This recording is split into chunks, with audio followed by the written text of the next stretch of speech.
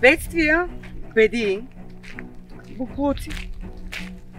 Тревожност, безсилие, обезлюдяване. Или добри примери, постижения и успехи и надежда, смисъл и възможност. Какво предпочиташ да виждаш? От теб зависи. Информирай се за истински важности. Да си онлайн е яко, ама да си офлайн е истинско. Работата на компютър не бива да е затвор между 4 стени. Смени пейзаж. Каква информация допускаш до себе си? Търси истината. Не можем да изключим дигиталното от живота си. Не е необходимо.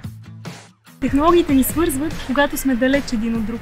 Но не бива да изместват истинската комуникация очи в очи. Ние, екипът на Призни, призоваваме към дигитална хигиена. Намери баланса. Присъствай осъзнато. Както в дигиталното, така и в реалното.